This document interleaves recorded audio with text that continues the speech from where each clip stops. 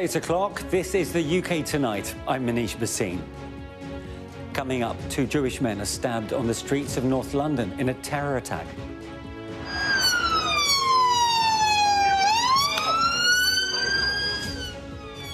Police arrest a 45-year-old man on suspicion of attempted murder. He also tried to stab officers. The victims, in their 70s and 30s, are in hospital in a stable condition. Anger in the community as the Metropolitan Police Chief and local MP are heckled. Shame on you! Commissioner, listen to them. You've lost their faith. The government says they'll strain every sinew to keep Jewish people safe as the Prime Minister calls a Cobra meeting. It's our job to make sure that we absolutely deal with the roots of anti-Semitism and extremism. That is what we will do. Coming up over the next hour, we'll be live in Golders Green as the King says he's deeply concerned by the attack.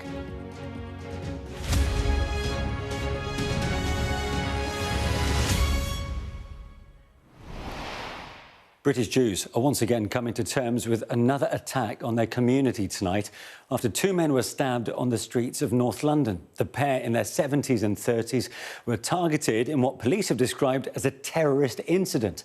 They were seriously injured but are in a stable condition. A man armed with a knife was tasered and arrested at the scene. The government has promised to strain every sinew to keep Jewish people safe.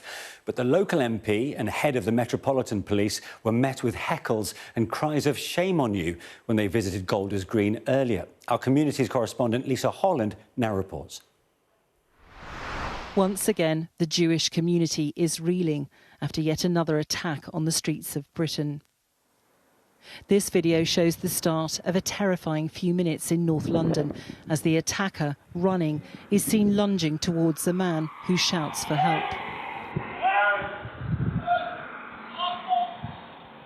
Then he finds his second victim at a bus stop, the victim's clothing identifying him as a member of the Jewish community. Jewish security volunteers, passers-by and the police detain and pin down the suspect after he'd stabbed the 2 men, one in their 30s and another in their 70s, leaving them with serious injuries. James Marlowe watched events unfold in front of where he lives and filmed as the suspect was taken away by ambulance. I saw the attacker when I came out of the building on the ground, face down, being treated by the Jewish paramedics called Hatzalah, and they were treating him for a good 15 or 20 minutes. Police were around, helicopters in the sky, more residents coming out because they could hear a lot of commotion. What's the reaction from people in the community that there's been another incident? A lot of people around here have been expecting that. They hope it won't come and they get on with their daily lives, picking up their kids from school, work and everything else and shopping, but they've been expecting it. This is the latest incident targeting the Jewish community and comes just weeks after 4 ambulances run by Jewish volunteers were set on fire in an arson attack in the same part of North London. We were so shocked and so saddened, but not surprised. We have been asking, God forbid, where will the next incident be? When will it be? Today we found out the answer, but this cannot continue. Shame on you! The Commissioner of the Metropolitan Police and the local MP were heckled at the scene. There's frustration amongst those who believe not enough police protection is provided for them. Let me be clear, we've seen a rise in racist and anti-Semitic hate crime. And whilst I can't comment on live investigations, we know that some individuals are being encouraged, persuaded or paid to commit acts of violence on behalf of foreign organisations and hostile states. And Islam! If you act out of hatred, racism or anti-Semitism, we will come after you and you will face the consequences. Shame on you! What we've heard... Shame on you! Shame on you! An Iran-aligned group said it was responsible for the stabbings, though no evidence has been provided to back that up. It means their unsubstantiated claim could just be opportunistic. People we spoke to after the incident seemed horrified, yet resilient. What does everybody feel? That it's not safety anymore to walk on the street. This is a community which says it is continuously looking over its shoulder, fearful of those who see them as their enemies. Lisa Holland, Sky News, North London. And as you can see, Lisa joins me now in the studio.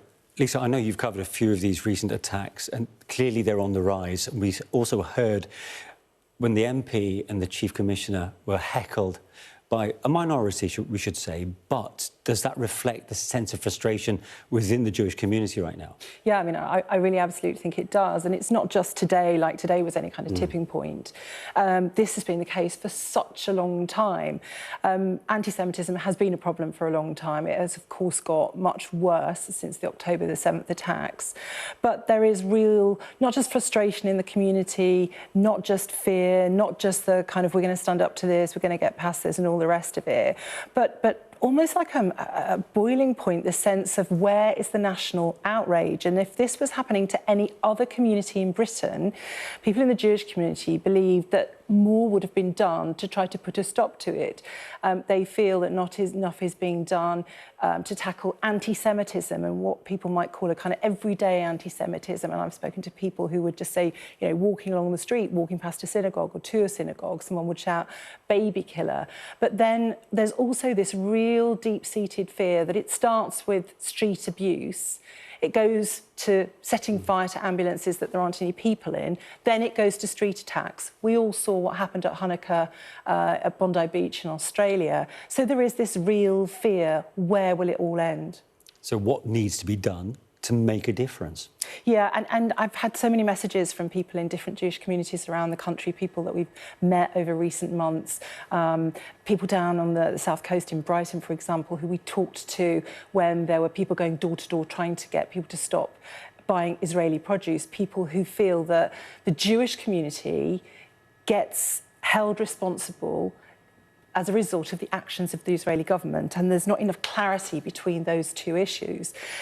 Talking to somebody in Golders Green, who I actually met when I was down there a month or so ago, when the ambulances were set on fire in an arson attack, back then, that person said to me, if Keir Starmer came down here today, back when the ambulances were set on fire, people would grab tomatoes and throw them at him. That's that sort of real frustration. And it just hasn't gone away. And today, when I spoke to that person, he said, look, quite simply, actions speak louder than words. It means finances. It means police protection. So much of the Jewish community is protected by the Jewish community in terms of security of synagogues, security of schools. This is a community that lives its life on a daily basis, hour by hour, behind bars, behind closed walls, because they are so concerned about security. And the Jewish community, I really feel, now believes that the time has come, that the government needs more to be done to try to protect the Jewish community of Britain. OK. Lisa, thank you very much indeed. Well, we're also joined by Olivia Guthrie, who's at the scene in Golders Green. Olivia, the two victims have been named tonight, and do we have any updates on their condition? Well, yes, we understand that Nachman Monshe Ben Shai Shara and Moshe Ben Baila, who are 34 and 76, are in a stable condition in hospital. That's according to the police. Kensington Palace say that the victims are in the thoughts of the Prince and Princess of Wales and that they are following the situation closely. And we understand that the Prime Minister says he's going to be visiting Golders Green as soon as possible after what he called today's appalling attacks. Olivia, what's the mood like down there tonight? Well, I have to say it's been a pretty febrile atmosphere here on the ground in Golders Green. There has been a Stop the Hate march which took place just further up the street earlier. Protesters saying that they're angry that police, the politicians and the media are just turning up in the wake of attacks like these, and they say doing nothing to try and stop the anti-Semitism that is behind them. When the Met Police Commissioner Sir Mark Rowley arrived earlier, he was, as we've seen, heckled by the crowd who shouted, "Shame on you." And also heckled was the local Labour MP, Sarah Sackman, who was sworn at by the crowds. And I asked her whether she heard that anger, and she told me that she hears it, and not only does she hear it, but she also understands it. And she also says that the government understands it. The Prime Minister telling the Commons today that we must do more to make sure that these situations that keep happening in London are stopped in future. And on that, we are just a stone's throw from where those 4 Jewish ambulances were firebombed in that anti-Semitic arson attack last month. We are very close to where a Jewish memorial wall had an attempted arson attack on it just on Monday. There have been numerous anti-Semitic attacks in London in recent weeks, and the Jewish people here in Golders Green say that they just don't feel safe on the streets anymore. And this latest tragic attack is very much a terrible manifestation of all of their fears. OK. Olivia, thank you very much indeed. Olivia Guthrie, who's at the scene of today's stabbing earlier this morning in Golders Green. Well, the Prime Minister held an emergency Cobra meeting tonight to discuss the attack, and he gave this update a little over an hour ago. Prime Minister, in light of today's attacks, do you have plans to visit Golders Green? Well, let me start by saying what an appalling attack this is, and my thoughts and all of our thoughts are with the victims, their families, and their loved ones. And let's be frank, this is not an isolated incident. There have been a series of anti-Semitic attacks, and I know firsthand the anxiety that is causing in the community and concern. I was at Kenton Synagogue last week, where I heard a lot about that level of anxiety. It'll be worse after today. We're very much in touch with the community, and I'll visit as soon as possible. This is yet another anti-Semitic attack in this country. You've said yourself that it's the first responsibility of government to ensure citizens' safety. Your critics will say you're not doing that. Well, I've just held a Cobra meeting, bringing together all the relevant partners, including the Home Secretary, the London Mayor, the Metropolitan Commissioner, to coordinate our response and to look at enhanced security. I've also spoken to CST. There is enhanced funding already in place. We need to increase that to give the level of protection that is needed. We need to take measures to deal with malign state actors, but we also have to be really clear that we need to get to the root causes of extremism and anti-Semitism, and so that is what we're doing. Kemi Badenoch says this is a national emergency. Nigel Farage says the Jewish community is in your thoughts and prayers, but with no action. What do you say to these criticisms? Well, the government is taking action in relation to security, cohesion, extremism, but of course it's our responsibility to coordinate the immediate response here to this appalling attack, to ensure security is in place, to take other measures. I'm holding a meeting tomorrow with the criminal justice agencies to make sure that we can have effective and swift justice in these cases. But we do have to recognise the levels of anxiety and concern there are, that I know about, in terms of the Jewish community feeling very much exposed and vulnerable, feeling they've got to hide their identity, sometimes in the health service, sometimes at school, on the streets where they live. And it's our job to make sure that they feel safe and secure. It's our job to make sure that we absolutely deal with the roots of anti-Semitism and extremism. That is what we will do. Well, our chief political correspondent, John Craig, is in Westminster. Good evening to you, John. So the PM has pledged what he calls enhanced security and more funding. But in essence, what does that mean? Well, obviously, you'd expect it means more security, more police on the streets, perhaps other measures to perhaps help for Jewish premises like synagogues to make their buildings more secure.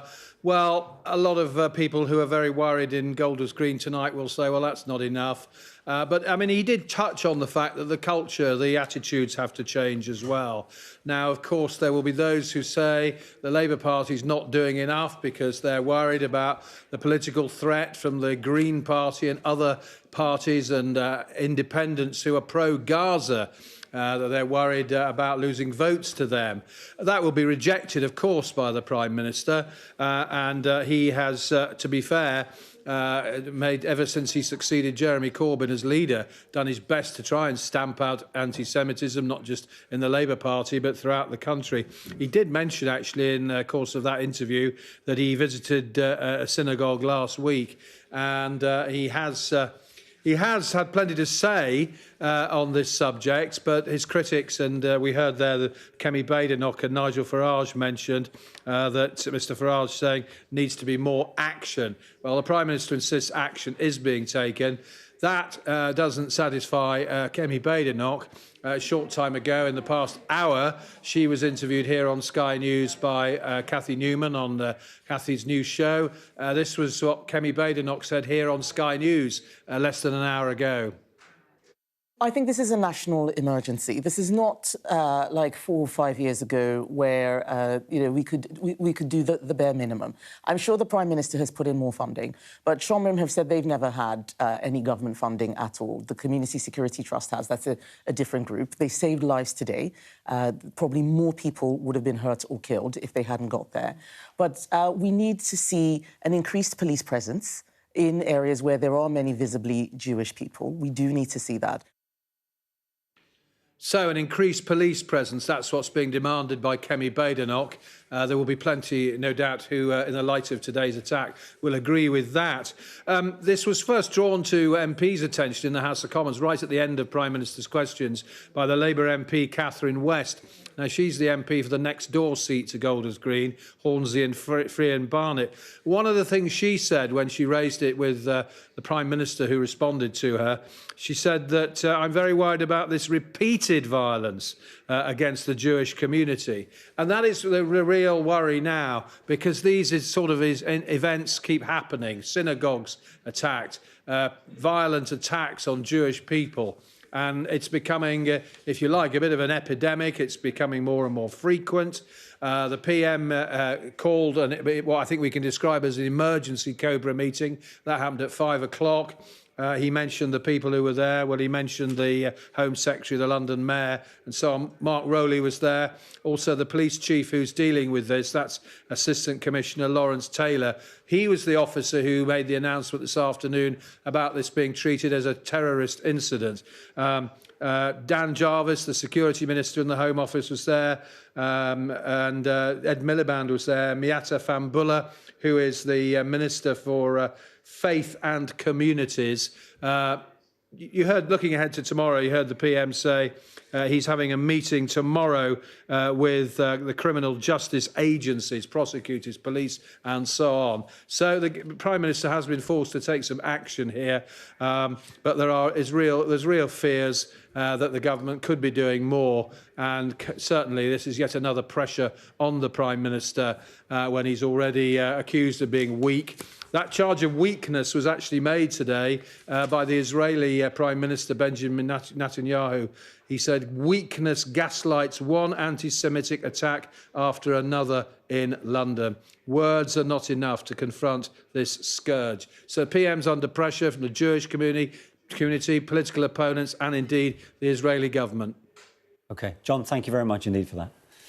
Well, we're joined now by Senior Rabbi at Golders Green Synagogue, Rabbi Ben Kurzer. Rabbi, good evening to you. First of all, if I can just ask for your reflections on today's terrible events. It's appalling. It's appalling for our whole community to feel this, and it's sad for us as British Jews because it shows us we're not just saddened for the terrible attack and for the individuals who we're concerned about and for our security, but we're saddened for the state of Britain today, a country which we've always been very proud to be a part of. And we see this as a national problem. And how has the congregation there reacted to it, considering, I suppose, that it was reportedly targeting individually, visibly Jewish people? Undoubtedly, this is part of a general pattern of anti-Jewish hate that's increased in volume and has increased in severity, and it's led to where we are today. And as I say, people are concerned, they're appalled. Unfortunately, they're not surprised. It's something that we have seen growing. We have seen and we have called for more action, as have many people. And it's not limited to security. There is almost already enormous security all over the Jewish community, and it costs us enormous investment in time and effort and money.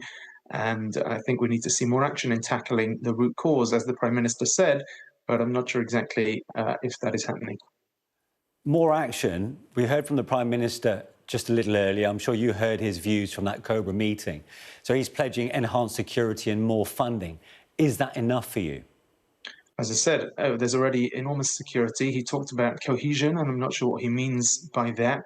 And he talked about tackling extremism, and I don't think we're seeing that. As I said, the Prime Minister said that he needs to tackle the root cause, but I'm not sure that we're seeing the root cause being tackled. There is a culture that is allowing these sentiments to come into the public domain and to be said. They haven't been challenged. There have been hate marches. And as I said, it's not just a few weeks or a few months. This is already now more than 2 years of a significant increase in anti-Jewish hate and anti-Jewish rhetoric that has been allowed to fester in this country. So if that's not enough, what would you like to be seeing done? I'd like the government to be able to see, to be able to sort of see who is behind these individuals, these attackers, to really be investigating them and finding the terror cells and the terror regimes across the world and fighting them. And I think we'd like to also see. We've had some heartwarming messages from individuals locally, and it's always very nice to be able to receive those messages. But I think as a country, as a nation as a whole, we'd appreciate being able to see that Britain recognises this as a real British problem, that individuals, everyone who can, should reach out to a Jewish friend, post on social media, talk about it in one's office. There is a march against anti-Semitism over the next couple of weeks to support and to really show that this is something that will not be tolerated in Britain in 2026. There seems to be this view that it's obviously being, I suppose, fueled by what is going on in the Middle East. Others are saying that this is a localised problem within Britain. How do you see that? As in, what is behind these spates of attacks? Anti-Semitism has always existed, but when we allow it to come to the fore, when we allow anti-Semites to spread the hate, then that is when the problems occur. And that's what we've seen. So Israel, and as you say, events in the Middle East is always a convenient excuse, a convenient reason to be able to say that we're not tackling anti-Semitism and we're not actually really dealing with the main issue.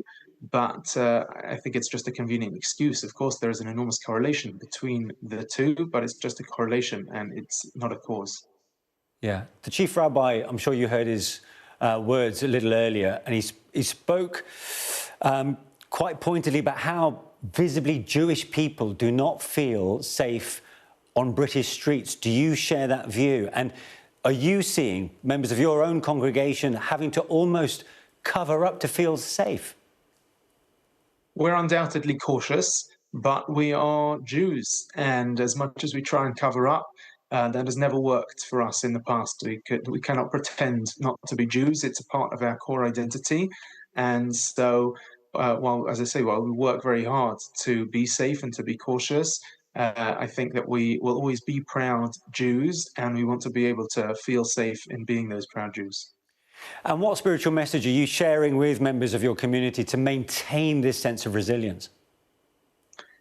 You're right that the message to the community does need to be one of hope and of resilience and of strength. But I think it's wrong if the country feels that that message is appropriate for the Jewish community, in the sense that we're not just going to wake up tomorrow and dust ourselves off and continue business as usual. This is a significant attack that's happened, and while we will try our best to be hopeful and to continue to build our communities and to continue to flourish in this country as we have done, we also recognize that this is a significant change and it needs to stop. Okay.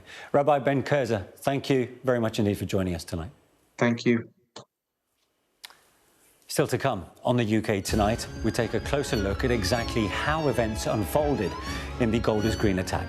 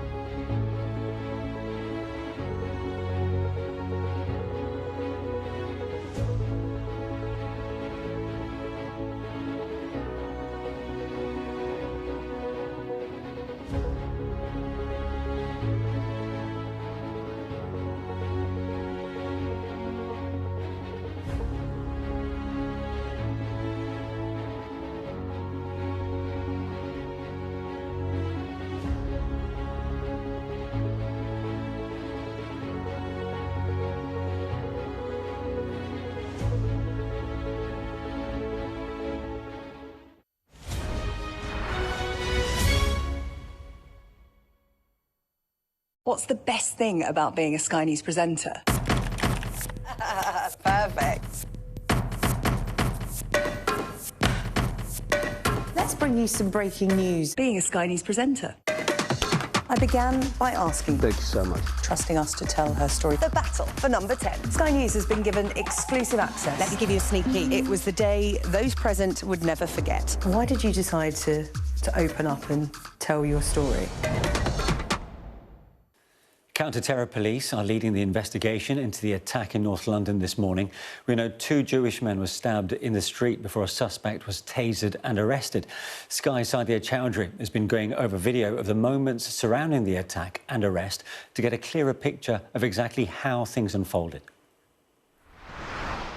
2 Jewish men were taken to hospital after being attacked in North London. A 45-year-old man is in custody. Police are treating this as a terrorist incident. Sky's data and forensics team has analysed video from the scene and CCTV to create a detailed timeline of what happened. Here's how the attack unfolded. It's 11:15 in the morning and this is the first sighting of the alleged attacker. He's seen running along Highfield Avenue in North London, off Golders Green Road. Another man can be seen walking towards him. 10 seconds later, the suspect lunges towards the man. He appears to attack him before the man manages to turn and escape towards Golders Green Road. The suspect, still running, follows. Within seconds, at 11:16 a.m, police say they're responding to reports of a stabbing on Highfield Avenue. CCTV footage captures the suspect again, this time walking on Golders Green Road, approaching a bus stop. He's seen pulling a knife from his jacket before lunging towards another man waiting at the bus stop. The suspect is then spotted again around 9 minutes later, 130 metres north of the bus stop. As he approaches police, he pulls what appears to be a knife out of his pocket. 20 seconds later, he's tasered by officers and falls to the ground. 40 seconds after this, the suspect is face down and being put in handcuffs. Sadia Chowdhury, Sky News.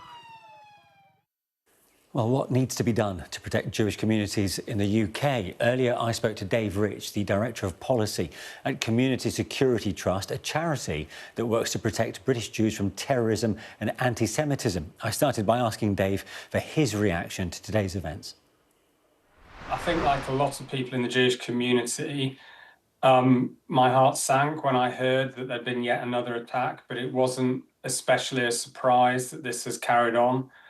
We had the terrorist attack in Manchester in October at Heaton Park Synagogue, where 2 people were killed. We've had the string of arson attacks targeting synagogues and other Jewish community premises in North London over the last few weeks. And now this stabbing attack today, which is just yet another appalling act of violence against the Jewish community. I think the levels of anti-Semitism that have been allowed to flourish for far too long mean that nobody in the Jewish community is especially surprised by this. Yeah, and that lack of surprise, I assume, speaks volumes of, unfortunately, where we're at right now. That's exactly the case. The number of anti-Semitic hate crimes being recorded by police, the number of incidents being reported to my organisation, CST, the amount of extremism and violent incitement on the streets and on social media, it's been far too high for far too long, and the Jewish community have been calling out for more than 2 years now for much stronger action against it, have been warning that if violent language is allowed to become normalised, then violent acts will always follow. And a lot of people are looking at what's happened over the last few weeks and saying, well, we told you so, this is what we warned about. And just tell us a bit more about the work that CST do, the Community Security Trust, for those that aren't quite aware of its role. So at CST, we provide physical security and protection across the Jewish community. That's security at synagogues, at Jewish schools, at Jewish community events. We support victims of anti-Semitic hate crime. We work very closely with police and government in doing that. We administer the Home Office grant that pays for commercial security guards at hundreds of Jewish buildings across the country. So it's very much a partnership, but it's all based on the idea that ultimately We are part of British society. Attacks on the Jewish community are an attack on Britain and on our society as a whole. And we have to work together in partnership to try and tackle this. And how did CST exactly coordinate with Shomrim and the Metropolitan Police with the initial response to the stabbing at Highfield Avenue this morning? So Shomrim is an organisation that provides kind of security and patrolling within a particular part of the Jewish community in northwest London, and acted very bravely in trying to detain the attacker. The police then arrived very quickly and detained him properly, as did Hatzola, the ambulance service, whose ambulances were burnt out just round the corner from where this stabbing was, a few weeks ago, and they then came and treated the injured. CST's volunteers and other guards deployed by us then came and assisted the police and others with the cordon and so on. And we'll be doing lots more security operations and protection around that general area of the Jewish community in the coming days. Oh, you began by talking about this rise in anti-Semitic crimes. But how effectively do you think they're currently being dealt with? Well, I think clearly more definitely could be done. I mean, in terms of the actual protection on the streets, there's been a huge amount of resource by police put into Jewish community areas. And that's very welcome and absolutely necessary. And the investigation into these arsons has produced a lot of arrests very quickly. But I think the broader picture of anti-Semitic hate crime, we still see the number of hate crimes that are actually prosecuted and lead to convictions is still far too low relative to the number of anti-Jewish hate crimes that are actually happening. And we need those prosecutions to happen so that there is a deterrence for the people carrying out these anti-Semitic attacks, and also so there's a sense in the Jewish community that they are being protected by the criminal justice system. But is there an ability to get to these attacks in time, in good time? And by that, I mean, are there enough measures in place to recognise before people are getting seriously hurt? Are you getting access to surveillance, to security in the Golders Green area, for example? Look, there's a lot of protection, a lot of security work going on across ourselves, the police, security companies who work at these buildings and so on. But I think there's a much bigger piece of work, which is much harder to grapple in a way, which is dealing with the kind of extremist ideas, the ideologies, and the hateful and violent incitement that is leading to this sustained high level of anti-Semitism, whether it's the hate crimes, whether it's the arsons, or now we've seen yet another terrorist attack. These all come from ideas. They don't just drop out of a clear blue sky.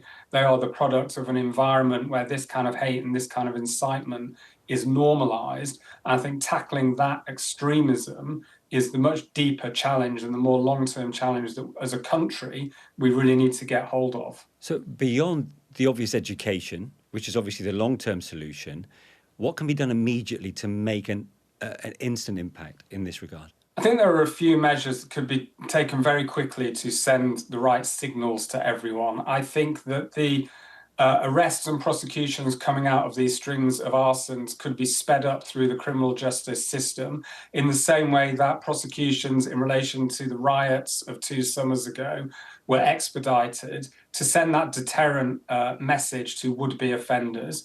And also it would send a very strong message to everybody about the seriousness of this.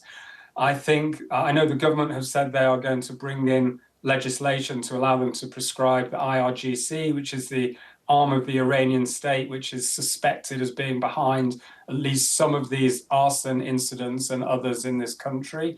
I think there's an argument for prescribing the group Hayi, which is claiming responsibility for these attacks as well. So these would be short-term measures, but then we need much more of a long-term commitment, not just from government, but across society, I think, to recognise that violent language, hateful language leads to these kind of attacks. And we need some really strong red lines across society so that when people call for death, mobilise the Intifada, when they march through the streets supporting armed resistance, this is the impact it then has further down the chain on our streets in Britain. And I think we need to recognise that connection and deal with that kind of extremist language. That's Dr. Dave Rich from the Community Security Trust. Still to come on the UK Tonight, we examine how Jewish communities have suffered a sharp rise in attacks over recent weeks.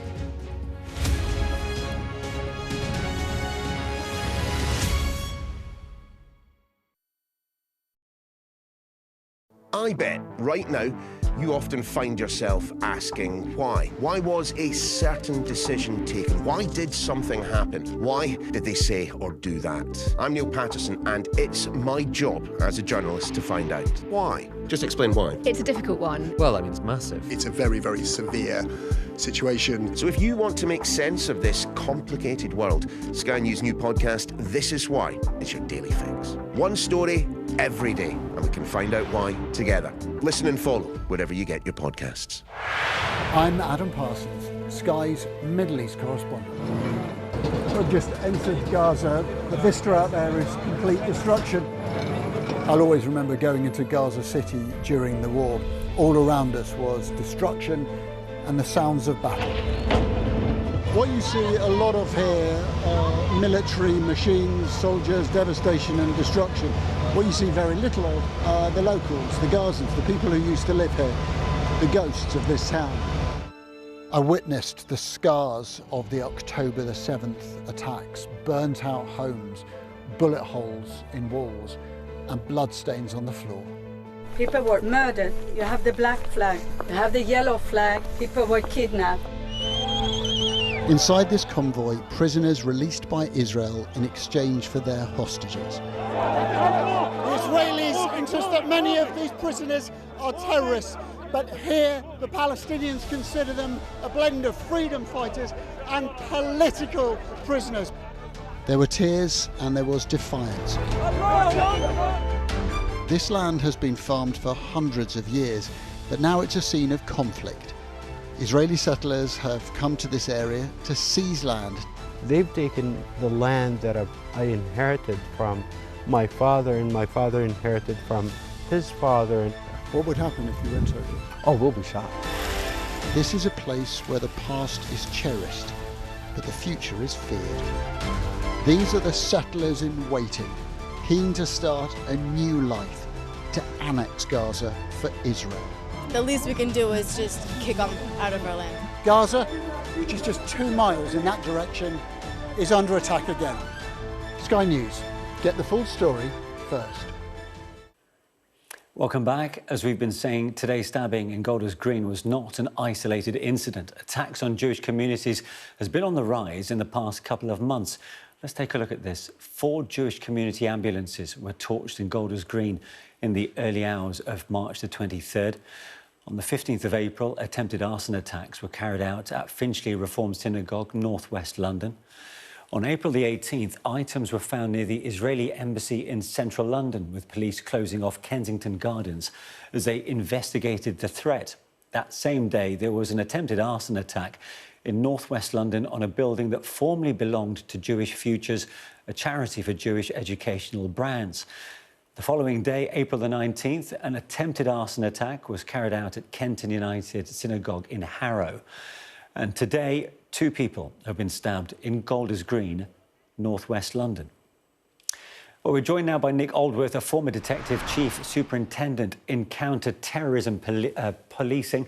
Nick, good to see you this evening. Now, the Met Police, I understand, recently stationed officers in the Golders Green area to spot those planning an attack. And considering that they all have happened within such close proximity of each other, particularly in the last month, how has the suspect managed to launch a daylight attack with a knife?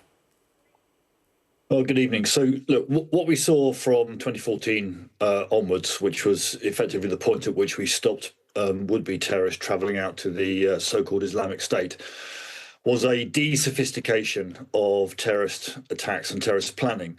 And we saw what I describe as the franchising of terrorism, which is anybody can be a terrorist using anything as a weapon against anybody in any place at any time. And that is an enormous task to try and tackle, because with this low sophistication, which is what apparently we've seen today, a person with a knife, that's an immediate and spontaneous act that, regardless of how many police officers or security officers you might actually have in the area, the ability to step in and prevent that from happening is virtually impossible. And in those circumstances, what we have to focus on is the ability to respond quickly, and that certainly does appear to have happened effectively today. Yeah. Interestingly, though, according to reports, Shomrim detained the suspect. Tasers were then used by the police. Now, how do you see this? Is this a success of community integration, or does that not reflect particularly well on the Met's response time? Well, I can't speak to the precision of response times. My understanding is that it was almost concurrent. But certainly, you know, pouring resources into an area won't stop this sort of attack. It might deter somebody who perhaps incidentally comes across a police officer at a particular moment in time. But you know what? It's very possible they just walk around the corner where there is no police officer and commit an attack there. So I don't think resources are the answer. They are part of a solution, and clearly, you know, the communities in Jewish areas in London and elsewhere in the UK feel reassured by seeing a uniform presence.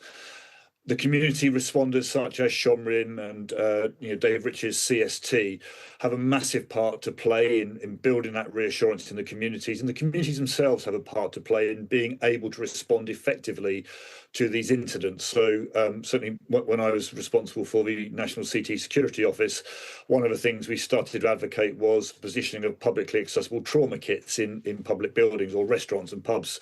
In fact, they're quite often in black cabs these days as well, which are first aid kits that will stem, you know, catastrophic bleeding. It is part of society's mobilisation against this franchising of terrorism, I'm afraid. So what else and what more could be done then? Well, I think when you look at where we are in the statutory position, a lot has been done. And you know, the fact that we have racially or religiously aggravated crime as an aggravating factor when it comes to sentencing, I think possibly we could look at extending the sentencing around these sorts of crimes. I think I was listening to the review of counterterrorism earlier, doing an interview about are we firm enough on stopping some of the hateful marches that take place in London and very clearly become a carriage for you know, hateful words and activities. I was reading earlier as well that in 2024, something like 35% of anti-Semitic crimes were online crimes. And, you know, we can't throw all the woes of society at social media platforms, but my sense is that not enough is done within those platforms to stop crimes being committed, you know, using their services effectively. Yeah, I mean, we've certainly seen a rapid progression, haven't we, from what's been essentially property damage to now attempted murder. And are individuals becoming emboldened because hate crimes aren't being dealt with swiftly enough? Well, I'm not sure that that's necessarily the case. I know that, you know, Sir Mark Rowley is passionate about protecting the people of London. You know, I know him personally. He's a very, very good man, and he will pour whatever resources he has to into getting convictions for the people who are committing these offences. Now, whether, as Dave was saying earlier, that these things can't be fast-tracked inside the justice system, that's definitely a possibility. But look, let's confront ourselves about this. There is a conspiracy of silence in the UK about anti-Semitism. It's a conspiracy of silence from people who look like me, you know, non-Jewish people. We don't talk out often enough that these are British citizens being attacked on British streets. It should be something that we don't suffer or tolerate as a nation. And in the same way as, you know, we advocated in the 70s and the 80s, reporting, you know, potential Irish terrorists. We need to do more to make these people who express these views, who commit acts of damage and acts of violence, to feel uncomfortable and unwanted in our society. You know, they need to be the outcasts, not the people they're attacking. Nick, that's fascinating. So, but what is behind that? Why the reticence to talk out? Well, there'll be lots of different reasons. And, you know, the Jewish community, some sections of the Jewish community, particularly the ultra-Orthodox community, you know, don't blend well with the rest of society in London. And that's part of their faith, part of their religion. And I suspect part of it as well is you know, this feeling of isolation. That's definitely not, if you feel like that, you're not going to want to necessarily integrate. So I think there is work within the Jewish community to continue to work with people who look like me and to help us understand what, you know, the Jewish faith is all about. I was blessed with having the responsibility inside the Met Police to look after the Jewish community. It was an education, you know, working with the CST, working with Shomrim, understanding the depth and the passion of of the faith that these people hold, and understanding why we should respect their right to actually, express and live their lives as they do. And I just don't think that any of this is mainstreamed. And you could probably apply that to many, many other groups in society that suffer hatred, such as LGBT communities. We don't do enough to stand together with people who are our neighbours and our friends. Finally, the next 48 hours in instances such as this are pretty crucial. Copycat, recurrences, I should say, could well be thought about, or maybe is something quite common in these situations. What visible or invisible measures need to be implemented to make sure that doesn't happen? Well, the Met Police will have been visible in that area for some time now.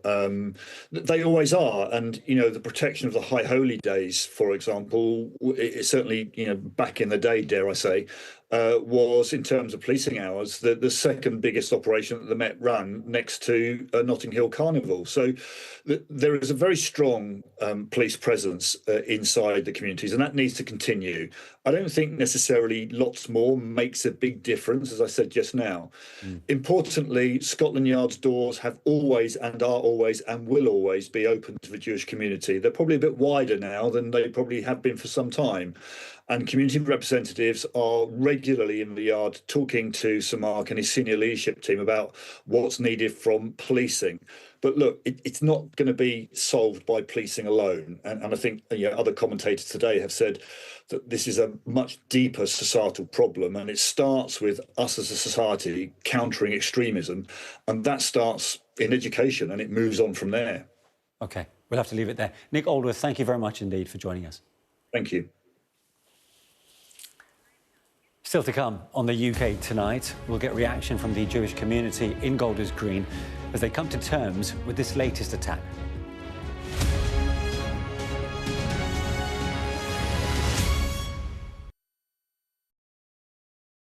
I bet right now you often find yourself asking why. Why was a certain decision taken? Why did something happen? Why did they say or do that? I'm Neil Patterson, and it's my job as a journalist to find out why. Just explain why. It's a difficult one. Well, I mean, it's massive. It's a very, very severe situation. So if you want to make sense of this complicated world, Sky News' new podcast, This Is Why, is your daily fix. One story every day, and we can find out why together. Listen and follow wherever you get your podcasts. I'm Adam Parsons, Sky's Middle East correspondent. We've just entered Gaza. The vista out there is complete destruction. I'll always remember going into Gaza City during the war. All around us was destruction and the sounds of battle.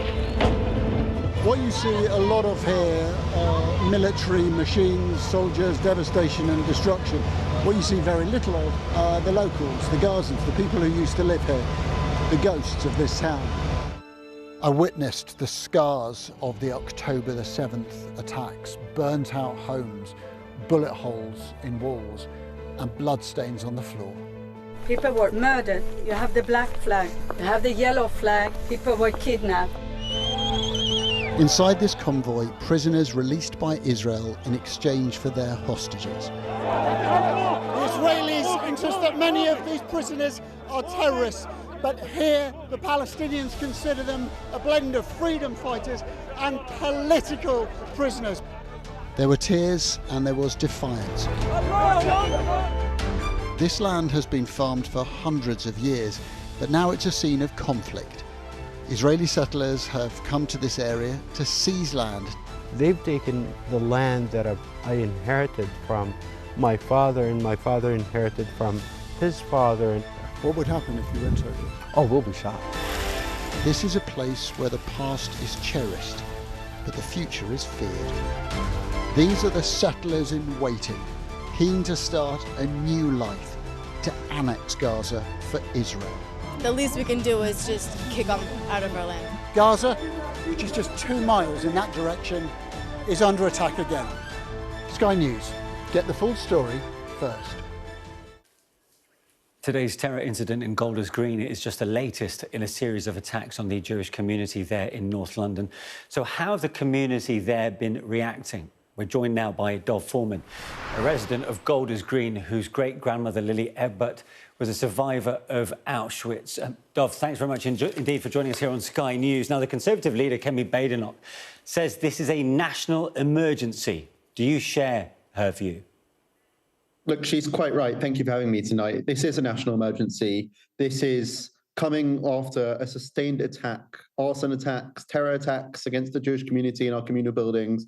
And ultimately, the Jewish community this morning, when we were hearing reports of the terror attack in Golders Green, just a few roads away from where I am now, no one was shocked or surprised. We all knew this was coming. We all knew that after the Manchester terrorist attack, when 2 Jewish people were killed, were murdered in cold blood on the streets of Britain, we all knew that it was just a question of when this would happen again, not if. And so no Jewish person today is shocked that this has happened. Of course, we're saddened, and our thoughts and prayers are with the families and those who were injured, but no one here is shocked. We all know that this is a direct link of the government allowing for over 2.5 years calls for globalizing the Intifada to go unchecked, for extremism, radical Islamist extremism going unchecked and unchallenged in this country. And ultimately, we've had enough of these platitudes. We've had enough of these words. We need action. Nov, enhanced funding, enhanced security is something that the Prime Minister has spoken about tonight after his Cobra meeting this evening. Does that do anything to allay your fears? Well, look, of course, it's appreciated, the tens of millions which have gone to securing the Jewish community through CST, the increased peace patrols. I mean, over the past few weeks, we've seen armed police patrols here in Golders Green, although they left very quickly, and then we see this attack today. So we can't just keep besieging the Jewish community with security. I mean, I think we've reached the maximum amount of security that we can have. Police patrols outside our synagogues, outside our schools, and private security almost on every single street. There's only so much we can do. We actually need to start tackling the ideology and the root cause of this. We can't just keep trying to tackle the spread of the flames. And ultimately, as your previous guest said before the break, there will always be people who can come and attack the Jewish community, one lone actor who could pull out a knife and could stab people on the streets. We need to start de-radicalizing this country, as was done after the 7/7 attacks. We need to start going into schools, into universities, into mosques, into community centers where this radicalization is spreading. We need to ban groups like the IRGC, which may well be behind these attacks. And I mean, there has been an Iran-linked group which has taken responsibility not just for this attack, but for the spate of attacks and arson attacks on synagogues and Jewish community centers over the past few weeks. So it's high time to ban the IRGC and prescribe them as a brotherhood too, who are also radicalizing and promoting this violence across our country. Nov, you recently said that Jewish people, in your experience, are feeling increasingly safe in this country and that they might not live here anymore, they might want to move on. Is that becoming a reality for you? Absolutely. My great-grandmother moved here after surviving Auschwitz. She built a large and loving Jewish family, many of whom lived here in Golders Green. And unfortunately, I'm incredibly sad to say today that many of her grandchildren, great-grandchildren are now thinking of packing up and leaving. How sad is that? My great-grandmother moved here after the Holocaust because she believed that this country, the Western liberal democracy and the values that we uphold would allow her and her family to live safely in this great country, in Great Britain. But I can tell you today that many Jews don't feel like it's great for us at the moment. And many of my friends, many of my colleagues, many of my schoolmates who I went to a Jewish school have either already left or are considering leaving. Many Jewish tables, Friday night dinner tables every single week. The conversation is all about our future in this country. And I myself am considering what my future looks like here too. And that's a really sad reality. And the fact that one of the victims today was in their 70s, clearly, you know, there's that section of the population that's treasured by the Jewish community in their senior years, a bit like your great-grandmother, Lily, who, of course, lived till she was 100. But to go through the trauma that they did in their early years, for somebody in their 70s to be subject to street violence, I mean, that's something else, isn't it? My great-grandmother, if she was still alive, would have been completely shocked and appalled. This is a community which was built by Holocaust survivors, many of whom are still alive and are shocked to be witnessing this same hatred resurgent in society. They hope that with the promise of never again, that wasn't just never again will there be gas chambers in Europe. Of course there won't be. But it was also never again will we stand idly by as a society as this hatred is getting worse and worse. And it never starts with violence. We saw this started with words over the past few years. And then it gets worse. It spills into protests. And then it gets worse. It goes normalized and marginalized as Jews across society, whether that's in the NHS, the arts, every single sector, university. And then eventually it leads to arson attacks. And then eventually to violence, to Jews being murdered, to Jews being stabbed on the street. And the saddest reality of this is that Brits are becoming normalised to this. Every single day we hear of a new terrorist attack against the Jewish community, and we need the silent majority to start speaking up, because ultimately, if they do value the Jewish community, the British, proud, patriotic Jewish community in this country, they better start speaking up now, because otherwise it'll be too late and there will be no longer a Jewish community in this great country. OK. Dov, thank you very much indeed for joining us here on Sky News. Dov Foreman. And that is all from the UK tonight. Before we go, just a reminder of the news from Golders Green in North London today. 2 Jewish men have been stabbed in a terror attack. They're both in hospital in a stable condition. The suspect, a 45-year-old man, has been arrested after he was tasered at the scene. In response, the Prime Minister, Sir Keir Starmer, held a Cobra meeting. He says the government will strain every sinew to keep Jewish people safe. We'll have much more on that story in the world with Yalda Hakim next here on Sky News.